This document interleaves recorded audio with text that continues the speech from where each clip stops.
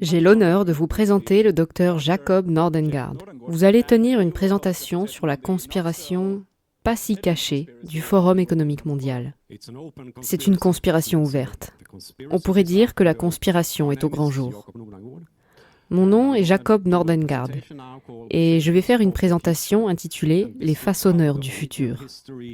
Cela couvrira l'histoire de l'origine et comment le Forum économique mondial est devenu le principal véhicule pour un remodelage technocratique de l'humanité et de la planète.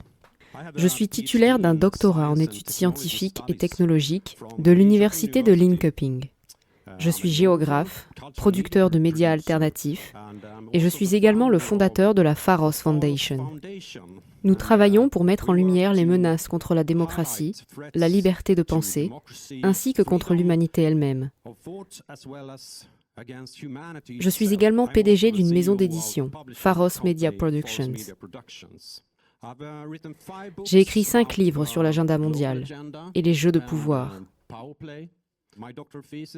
C'est mon côté docteur. Le premier, intitulé Ordo ab Chao, était sur l'Union européenne, la politique énergétique et l'objectif de créer un système énergétique durable, moins dépendant des combustibles fossiles. Il est sorti en 2012 et c'est très actuel. J'ai également écrit un livre sur les philanthropes Rockefeller et leur implication dans la question du climat. Et mon dernier livre, Le coup d'État global, couvre le contexte de la pandémie et comment elle est devenue un déclencheur pour mettre en œuvre un ordre mondial technocratique. Il s'agit d'une citation du politologue Samuel Huntington. La classe de Davos n'a guère besoin de loyauté nationale.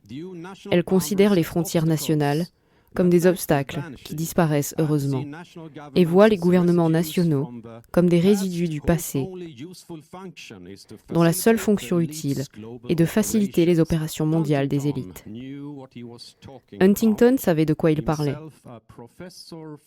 Lui-même, un professeur de l'université de Harvard, foyer de la création du Forum économique mondial. Huntington était un initié, très au fait de la politique et du pouvoir. En 1956, le Special Studies Project a été initié par Nelson Rockefeller au Rockefeller Brothers Fund. C'était un projet ambitieux qui abordait les problèmes de l'époque et la manière de les résoudre. Nelson avait des ambitions présidentielles. Il avait mis en place un brain trust pour donner vie à ses aspirations. Le jeune universitaire Henry Kissinger de Harvard a été choisi pour servir de gestionnaire du projet.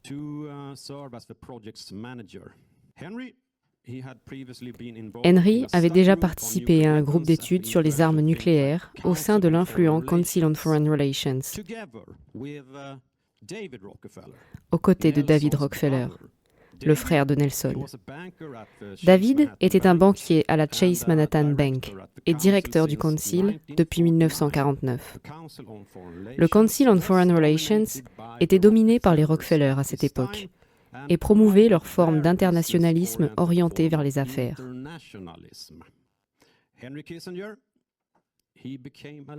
Henry Kissinger est devenu un partenaire loyal des intérêts Rockefeller et les a servis depuis.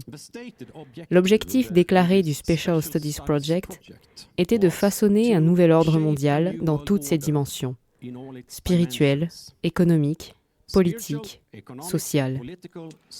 Le défi était, je cite, de construire une nouvelle structure qui rendrait possible l'accomplissement des objectifs fondamentaux de l'humanité. Pour atteindre leur objectif, ils ont identifié la science et la technologie comme étant les clés de leur cause internationaliste. Aucun autre domaine n'exigeait plus de coopération que la science. Ils ont également identifié la santé mondiale et le changement climatique, et ce, dès les années 50. C'est d'autant plus intéressant que ces problèmes dépassent les frontières du globe. Le panel qui a formulé cette proposition était partagé par Milton Katz, de l'école de droit de Harvard.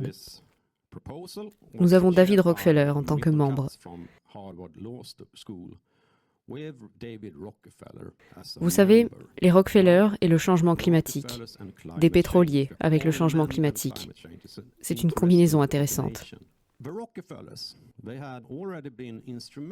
Les Rockefeller avaient déjà joué un rôle dans la création des Nations Unies, comme l'illustre cette image tirée du site web de la Rockefeller Capital Management. Vous pouvez voir toutes ces réalisations, qui sont plus des organisations Rockefeller, mais au centre, vous avez les Nations Unies, qu'ils considèrent comme leur propre petit club. Henry Kissinger était également le directeur du séminaire international de Harvard et a créé le Center for International Relations en 1958. Ce séminaire avait pour but d'établir une meilleure compréhension entre un groupe de personnes sélectionnées qui occuperaient des rôles de direction dans leur pays dans les années à venir. Le séminaire était financé par les fondations Ford et Rockefeller, et comme cela a été révélé plus tard, par la CIA. David Rockefeller lui-même faisait partie du conseil de surveillance de Harvard et fut son président entre 1966 et 1968. Un leader du futur qui est venu sous l'influence de Kissinger était Klaus Schwab, un jeune économiste de Ravensburg, en Allemagne, mais qui était venu aux États-Unis pour acquérir une maîtrise de l'administration publique à Harvard.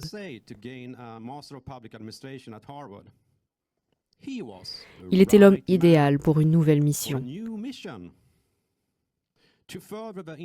Faire avancer l'agenda internationaliste et créer une entreprise mondiale dans cette institution. Voici un clip de Klaus parlant à son mentor 50 ans plus tard. Docteur Kissinger, le temps qui nous est imparti s'écoule.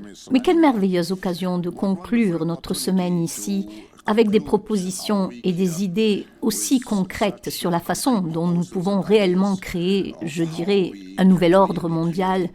Et je pense que nous devons vous être très reconnaissants d'avoir pris le temps, en ce jour très important pour les États-Unis, d'être au moins numériquement avec nous, au nom de toutes les âmes assises ici dans la salle. Je tiens à vous remercier chaleureusement. Je voudrais également vous remercier personnellement tout d'abord pour votre mentorat long de 50 ans et tous les conseils que vous m'avez donnés. Merci, nous en sommes vraiment très heureux. Et s'il vous plaît, je vous invite à vous joindre à moi.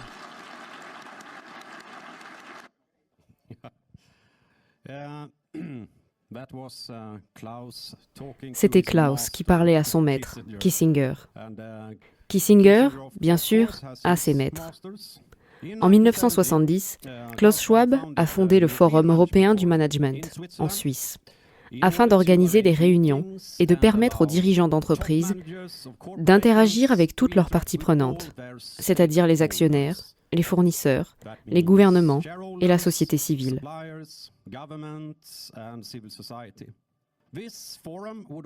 Ce forum allait également diffuser de nouvelles techniques de gestion aux Européens. Lors de la réunion inaugurale, Klaus a invité 2 académistes impliqués dans le séminaire international de Harvard, Kenneth Galbraith et Herman Kahn. Un autre invité notable était Otto von Habsburg, de l'Union pan-européenne. Quelqu'un connaît l'Union pan-européenne ? Quelqu'un a-t-il entendu parler du plan Kalergi ? Oui. Kalergi était impliqué dans l'Union pan-européenne. Également Dame Barbara Ward, de l'Université de Columbia à New York. Barbara était une économiste britannique qui est devenue une des premières promotrices du développement durable. Cela allait devenir une partie intégrante de l'agenda du forum. Barbara a écrit le livre Only One Earth, Une seule terre, ou The Care and Maintenance of a Small Planet, le soin et l'entretien d'une petite planète, qui a servi de cadre à la conférence des Nations Unies sur l'environnement qui s'est tenue à Stockholm en 1972. Elle a également collaboré avec le secrétaire général de la conférence, Maurice Strong, pour convaincre les pays en développement d'adhérer au programme. Ils étaient tous 2 membres du Club de Rome, un groupe de réflexion sur l'environnement, étroitement associé aux intérêts des Rockefeller. Maurice Strong a été le mentor de Klaus Schwab et a été pendant de nombreuses années membre du conseil d'administration du Forum. Après leur réunion en 1973, le président du Club de Rome, Aurelio Peccei, a été invité à parler de leur rapport des limites à la croissance et de la problématique mondiale, en raison du stress d'une population croissante et l'utilisation non durable des ressources. Il a été conclu qu'il fallait une gestion globale pour prendre soin de la planète. Le Club de Rome avait été créé grâce à une subvention du patron de Petschei, de chez Fiat, Giovanni Agnelli, proche associé et ami de David Rockefeller. Lors de cette même réunion, le manifeste du divorce a été rédigé. Il stipulait, entre autres, que la direction doit servir la société, qu'elle doit assumer le rôle de dépositaire d'un univers matériel pour la génération future. Elle doit utiliser de manière optimale les ressources matérielles dont elle dispose. Elle doit sans cesse repousser les frontières de la connaissance en matière de gestion et de technologie. Le Forum a décidé que les élites du monde assumeraient les rôles de gardiens de la planète. Cette réunion était parrainée par les communautés européennes et le prince Bernhard des Pays-Bas. Tout le monde connaît le prince Bernhard. Il était le fondateur du groupe Bilderberg. En octobre 1973, les pays arabes ont commencé un embargo pétrolier envers les nations qui avaient soutenu Israël pendant la guerre du Kippour. Cela signifie que le prix du pétrole a augmenté de 300%. La crise du pétrole était un fait. Cela a donné raison aux avertissements du Club de Rome sur la pénurie de ressources.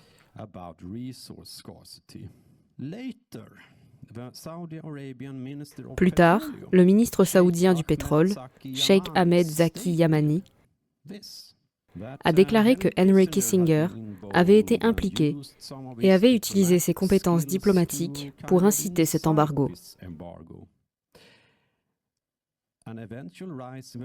Et la hausse éventuelle du prix avait également été discutée à la conférence Bilderberg à Saltsjöbaden en Suède en 1973. Ils avaient un problème qui devait être vendu.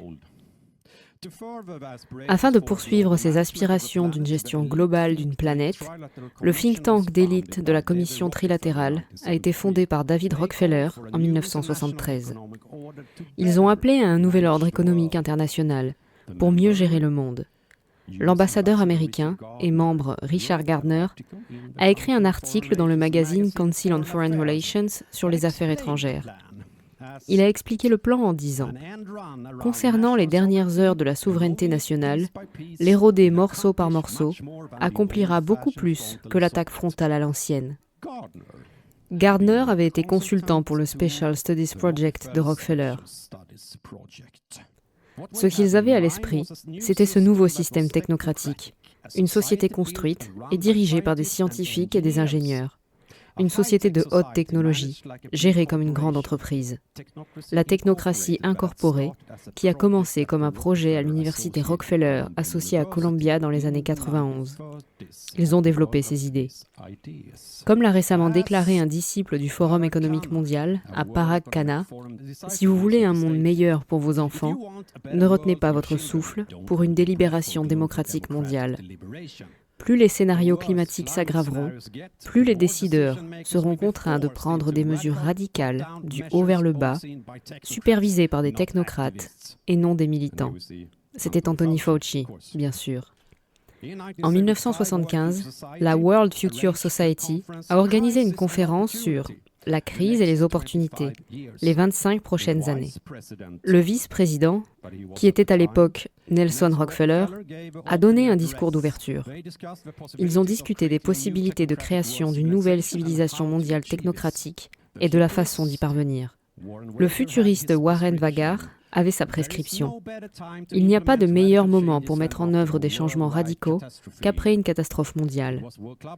C'était la mission du Club mondial de Rome, de mettre en garde contre de tels événements qui façonnent l'agenda futur. En 1987, le Forum a changé son nom en Forum économique mondial. Le nouvel agenda qui viendrait après la guerre froide a été discuté ici. Ici, nous voyons Maurice Strong avec l'écrivain scientifique Joël de Ronet. Strong, qui a servi en tant que chef du programme des Nations Unies pour l'environnement, parle de développement durable et de réchauffement climatique, ou de la guerre chaude, pourrait-on dire. Alors que De Ronay, conseiller spécial du Premier ministre de l'île Maurice, est connu pour le concept Symbiont, un super-organisme ou cerveau planétaire, comprenant des humains, des nations, des machines, des écosystèmes et des réseaux. Un organisme cybernétique auquel le Forum économique mondial voulait donner vie. Strong faisait partie de la commission Brundtland des Nations Unies, avec le Premier ministre norvégien Gro Harlem Brundtland. Toutes deux étaient membres du rapport de la commission trilatérale. Ils ont fait un rapport, Notre avenir commun, qui a défini le concept de développement durable. L'inclusion du changement climatique dans ce rapport a été initiée et financée par le Rockefeller Brothers Fund. J'en parle dans mon livre sur les Rockefeller. Ce rapport faisait partie d'un sommet qui s'est tenu à Rio de Janeiro et qui était dirigé par Strong. La conférence a décidé de mettre en œuvre l'agenda pour le XXIe siècle, l'agenda 21, et de lancer la Convention des Nations Unies sur le climat. La devise de la conférence était « Entre nos mains ». Entre les mains de qui ? Je pense que vous connaissez la réponse. En voici quelques autres. Après cette grande réunion sur l'environnement, ils ont voulu commencer à développer un nouveau cadre éthique pour la planète. La commission de la Charte de la Terre était née. La reine Béatrix, des Pays-Bas, elle est la fille du prince Bernhard, et son premier ministre, Lubbers, ont demandé à Maurice Strong et à l'ancien dirigeant de l'Union soviétique, Mikhail Gorbatchev, de présider la commission. L'Ouest et l'Est étaient liés. Le fils de Nelson Rockefeller, Stephen, est devenu le coordinateur du projet. Il est très intéressant de noter que la royauté des Pays-Bas a beaucoup d'actions dans la Royal Dutch Shell, bien sûr, et les Rockefeller à Exxon. Voilà les gens qui veulent créer un futur durable. Stephen a également donné des fonds d'amorçage au Global Scenario Group afin de créer des scénarios sur la façon dont une civilisation planétaire pourrait être créée. Ce groupe était dirigé par Paul Raskins de la Earth Commission et membre du Club de Rome. En 2002, ils ont publié le livre « La grande transition ». La couverture de la Terre fragmentée qui se réassemble décrit le sujet du livre. Build back better. Reconstruire en mieux.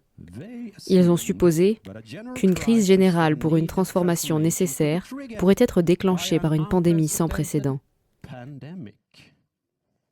L'objectif final était de parvenir à une union mondiale avec un tribunal mondial et une autorité de régulation mondiale. Klaus avait déjà commencé à former des leaders pour la transformation. C'est ce que dit Klaus Schwab lui-même. Et je dois dire que j'ai mentionné des noms comme Madame Merkel, même Vladimir Poutine, et ainsi de suite, et tous ont été de jeunes leaders mondiaux du Forum économique mondial. Mais ce dont nous sommes très fiers maintenant, c'est d'une jeune génération, comme le Premier ministre Trudeau, le président de l'Argentine, et ainsi de suite. Nous pénétrons dans les cabinets. Hier, j'ai participé à une réception pour le Premier ministre Trudeau, et je sais que la moitié de son cabinet, ou même plus de la moitié de son cabinet, est issue du programme des Young Global Leaders du Forum économique mondial. En 1992, le Forum économique mondial a lancé le programme « Les leaders mondiaux de demain ». Nous avons des leaders comme Angela Merkel, Nicolas Sarkozy, José Manuel Barroso de l'Union européenne, Gordon Brown et Tony Blair. En 2004, ce programme s'est transformé en un programme plus ambitieux de 5 ans appelé Young Global Leaders. Plus de 4000 leaders ont été impliqués dans ces programmes. Voici quelques exemples. Sanna Marin, de Finlande, Emmanuel Macron, de France, la première ministre de Nouvelle-Zélande, Jacinda Ardern, Leonardo DiCaprio, Alicia Garza de Black Lives Matter et Sebastian Kurz, chancelier d'Autriche. Ma fondation, la fondation Pharos, a en coopération avec l'Institut de Milan, compiler une liste de tous ces dirigeants, toutes leurs professions, ce qu'ils ont fait et ce qu'ils font maintenant. Et elle peut être téléchargée sur la page web de l'Institut Malone. Ils sont partout, on peut le dire. Et ici, bien sûr, le duo de choc. Bill Gates et Justin Trudeau. Heureux, souriants, ils ont tous parlé d'une seule voix. En 2005, les Young Global Leaders ont lancé l'initiative 2020. Afin d'utiliser des exercices de scénario et de vision pour comprendre les tendances, les risques et les opportunités actuelles et futures, formuler une vision partagée du monde en 2020 et créer des groupes de travail pour faire avancer leur vision. Cette initiative a ensuite été renommée Initiative 2030. En 2006, le Forum économique mondial a publié son premier rapport sur les risques mondiaux. Il a déclaré que le risque d'une pandémie de grippe était un thème dominant dans la conversation mondiale sur le risque et que la désinformation et la rapidité à laquelle l'information circule pourraient conduire à une rupture de la confiance.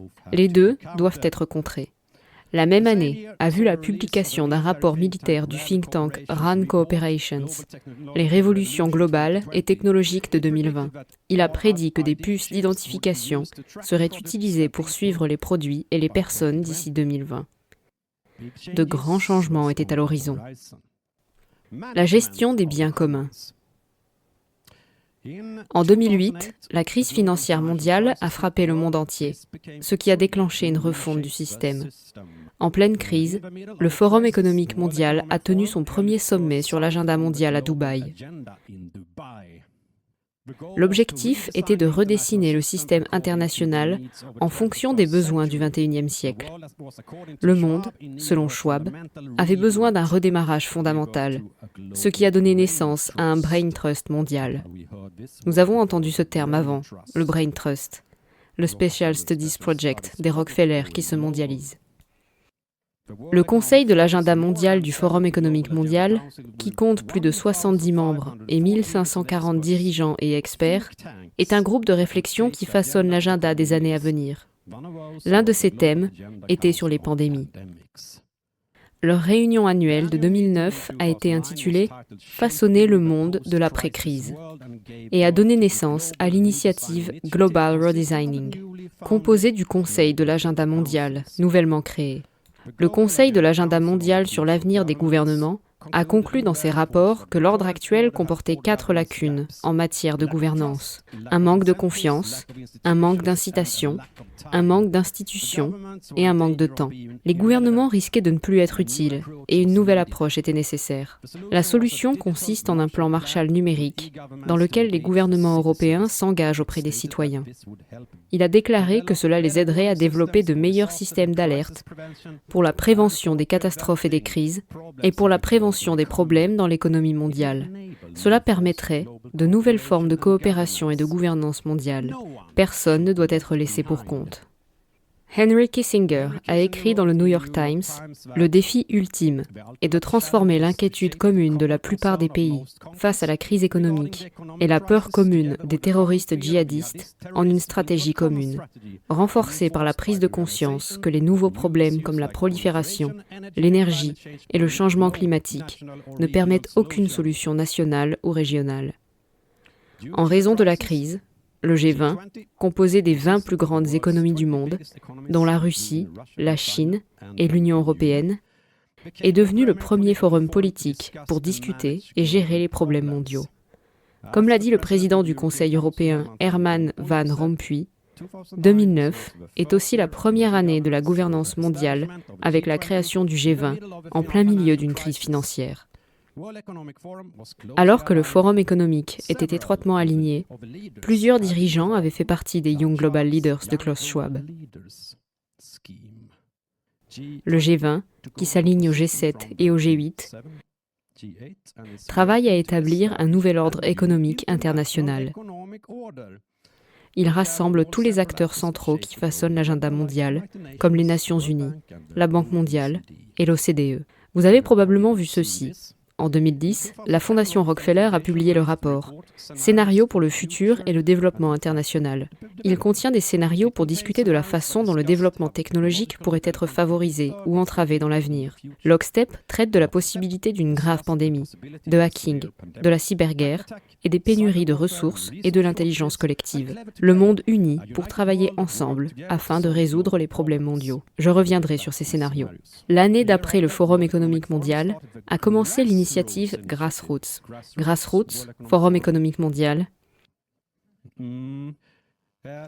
Cette communauté mondiale de façonneurs est composée de personnes de moins de 30 ans. Elle s'est depuis développée pour atteindre 479 groupes dans le monde entier, avec plus de 14 000 membres. Sa mission est de donner aux jeunes les moyens de jouer un rôle actif dans l'élaboration des agendas locaux, régionaux et mondiaux. Ces jeunes grassroots sont dirigés par Klaus Schwab et doivent être soutenus par un façonneur existant ou un autre membre de la communauté du Forum économique mondial. En 2015, le Forum économique mondial s'est transformé en une organisation internationale pour le partenariat public-privé et était prêt à jouer un nouveau rôle plus actif pour façonner l'avenir. Le temps était venu pour la grande transformation. En 2015, l'agenda 2030 des Nations Unies, avec 17 objectifs mondiaux, a été décidé. Schwab et le Forum étaient bien préparés. Lors de la réunion annuelle de 2016, Klaus Schwab a déclaré très satisfait que la 4e révolution industrielle était en marche. C'est un plan pour remodeler totalement la planète et l'humanité avec la technologie numérique, l'intelligence artificielle, les robots, les améliorations technologiques du cerveau et la surveillance depuis l'espace. Quel plan! Je n'entends pas d'applaudissements. Je me demande pourquoi Klaus semble très confiant dans ce projet. Le forum était bien préparé avec ses nombreux groupes de travail et communautés, tous destinés à façonner l'avenir qu'ils souhaitaient. Les façonneurs du forum sont les entreprises principales dans le monde. Ils s'engagent dans les plateformes du forum. Voici certaines d'entre elles qui ont payé le plus pour être à bord et façonner l'agenda mondial. Vous pouvez voir quelques entreprises intéressantes et aussi des fondations comme celle de Bill Gates, le Wellcome Trust et Big Tech bien sûr, très impliqués. Les centres pour la 4e révolution industrielle ont depuis été lancés partout dans le monde. Ceci provient de la page web de la Fédération de Russie. Leurs centres n'ont commencé qu'en octobre de l'année dernière. Le conseil d'administration du Forum économique est composé des intérêts des plus puissants du monde, en particulier le monde bancaire. La Banque d'Angleterre, la Banque d'Amérique, la Banque centrale européenne, le FMI, le groupe de la Banque mondiale, la Banque de Chine, la Banque des règlements internationaux et, le plus récent, en 2019, la Sberbank de Russie. Ce sont les dépositaires d'un univers matériel pour les générations futures. Ce ne sont que certains des noms. Ursula von der Leyen était au conseil d'administration du Forum économique mondial en 2019, avant d'être fidèle à l'agenda à la tête de l'Union européenne. Ici, nous trouvons également Larry Fink de BlackRock et David Rubenstein de Carlyle Group. Ces deux hommes sont membres du Council on Foreign Relations, de la Commission trilatérale. Rubenstein siège également au conseil d'administration de la Harvard Corporation. Les liens sont toujours étroits avec l'université, depuis que l'idée du forum a été lancée. En juin 2019, le forum a signé un partenariat avec les Nations Unies. Personne n'en a parlé dans les médias. Aucun journal, aucune télévision, aucune radio. Personne n'a rien dit à ce sujet. C'est pourtant devenu une alliance puissante pour exécuter l'agenda. Cette société existe depuis quelques années déjà. La secrétaire générale adjointe des Nations Unies, Amina Mohamed, fait par exemple partie du conseil d'administration des Young Global Leaders depuis 2017. Le forum s'est engagé à financer l'agenda 2030 et à travailler avec des domaines comme le changement climatique, la santé, la coopération numérique, le genre et l'éducation. Les objectifs mondiaux seraient tous tournés vers l'utilisation des technologies disruptives de la 4e révolution industrielle. La même année, le G20 au Japon a présenté le concept de société 5.0 qui relie l'agenda 2030 des Nations Unies à la 4e révolution industrielle du Forum économique mondial. Le Forum économique mondial, les Nations Unies et le G20 forment la troïka de la gouvernance mondiale. Il s'agit de la gestion descendante de la planète, exécutant l'agenda du futur. En septembre 2019, les Nations Unies ont lancé la décennie de l'action. Le plan était sur le point d'être mis en œuvre. Greta Thunberg, militante pour le climat, est arrivée à New York avec le voilier Malizia pour prononcer un discours au sommet de l'action climatique. Malizia. Savez-vous ce que cela signifie ? Pourquoi choisir ce bateau avec un tel nom ? Ce voyage a été sponsorisé par le prince Albert de Monaco, un membre du Forum économique mondial. C'était une course de milliardaires du monde entier qu'il fallait gagner. La devise « Unissons-nous derrière la science » faisait écho à une déclaration du Special Studies Project du Rockefeller Brothers Fund, 60 ans plus tôt. C'est aussi à ce moment-là qu'ils ont décidé que le changement climatique était quelque chose qui pourrait être très utile. Lors de la même réunion, le Club de Rome a déclaré une urgence planétaire concernant le climat, la biodiversité et la santé. Cela ressemblait étrangement au scénario Fortress World de l'initiative de la grande transition de 2002. Les forces de l'ordre mondial prennent des mesures. Les militaires internationaux, les entreprises et les organes de gouvernance soutenus par les gouvernements nationaux les plus puissants forment l'Alliance autoproclamée pour le salut mondial.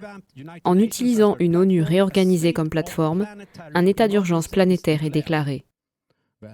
L'Alliance mettrait alors en place des mesures draconiennes. Ils ont dit ça en 2002. Les scénarios en disent long sur l'agenda futur.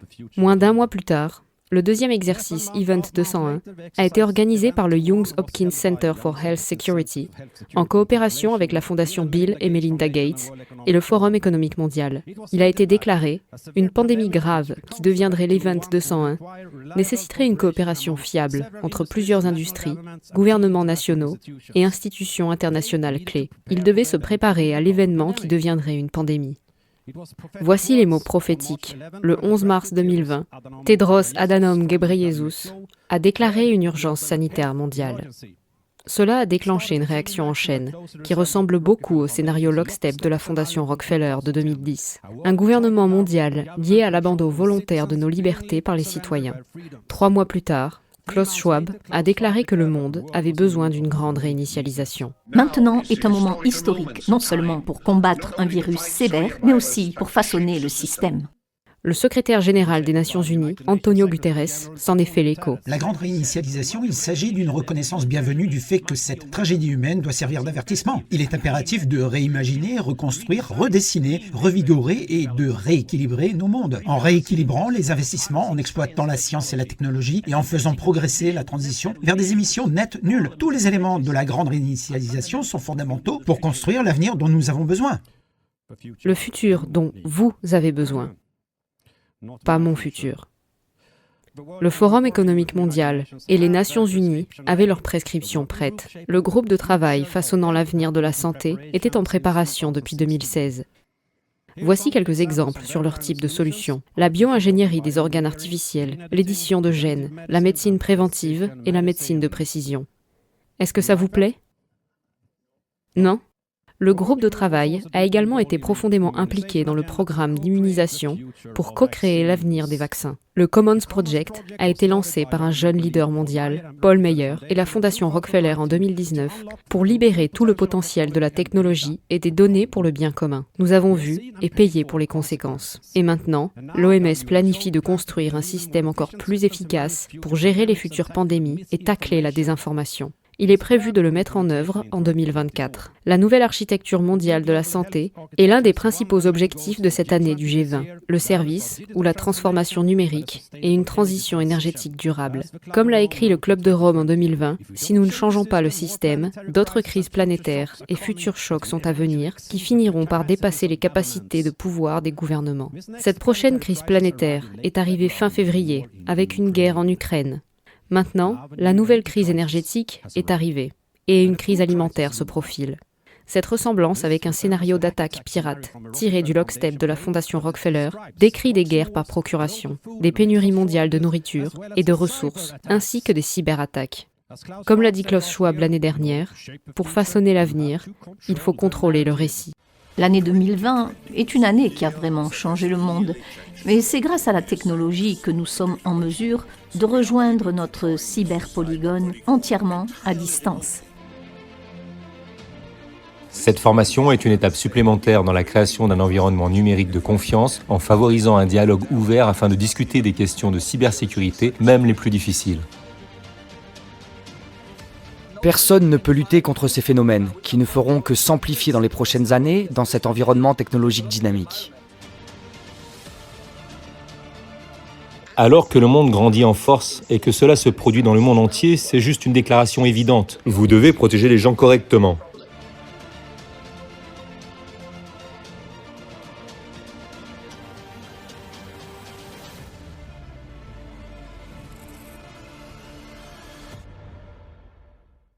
C'est une coopération très étroite entre les ennemis.